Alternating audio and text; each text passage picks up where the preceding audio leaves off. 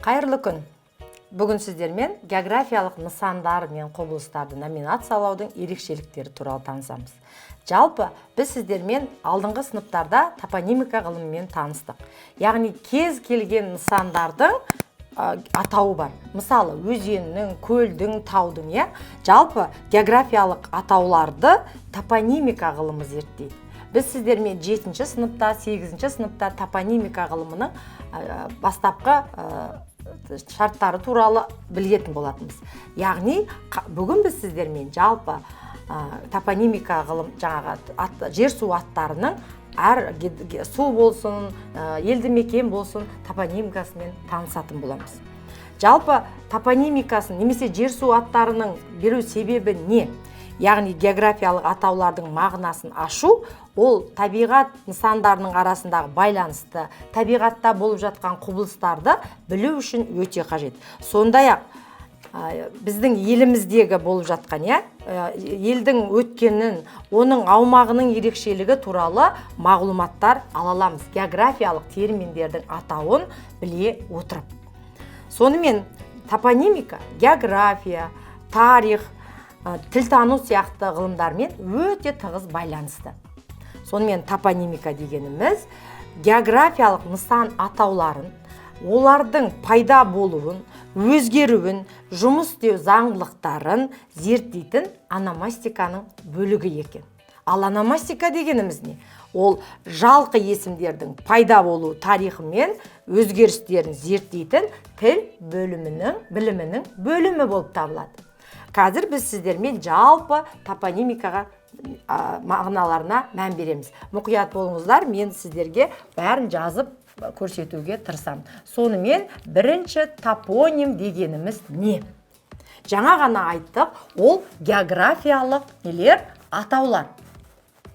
Ненің атаулары? Мысалы, оған біз нені жатқыза аламыз? Енді жалпы осы географиялық атаулардың немесе нысандардың шығу тегі қандай, біз соны ары қарай. Мысалы, географияда жер бедері деген термин бар.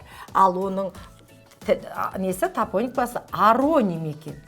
Ароним дегеніміз жер бедері екен. Жер бедерінде біз қандай жер бедерлерін бөле аламыз? Таулар, жазықтар, сайлар деп, өте жақсы. Екінші, суға байланысты гидроним. Өзі айтып тұр, гидросфера, яғни гидроним. Бұл жалпы су нысандарының аты екен. Жалпы мен су деймін, бұған барлық суды жатқызуға болады. Мейлі ол мұхит болсын, мейлі өзен болсын, мейлі көл болсын. Ал енді осы гидронимнің өзін бірнеше топқа жіктеуге болады екен. Мен мына жерде стрелка қойын, бұл гидронимнің салалары. Біріншісі, балалар, патомоним. Яғни бұл суға қатысты екен. Бұл өзен жылғалары екен. Яғни біз өзен туралы айтатын болсақ, біз патомоним деп айтамыз екен. Екіншісі, келесі, лимноним. Бұл балалар көл немесе су қойма болса, біз айта аламыз екен. Бізде мысалы су қоймалар бар. Келесі, океаноним.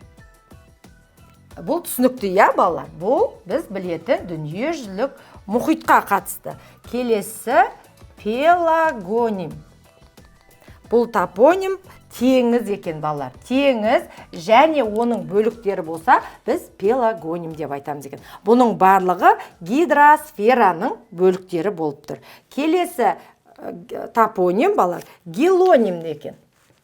Мен сіздерге есте сақтау үшін жазып жатырмын, сондықтан жазып аламыз.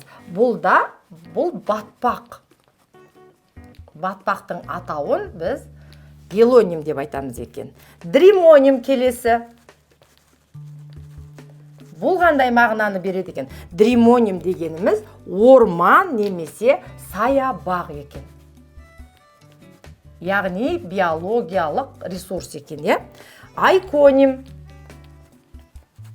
Айконим, балалар. Жалпы айконим ол елді мекендердің атауы. Біз сіздермен білеміз, елді мекендердің екіге бөлінетін. Осы жерде біз айконимді ары қарай жіктеп кетсек болады. Олар астионимдер, астеоним ол балалар тек қала екен. Мысалы, Алматы қаласы болса, ол астеоним екен.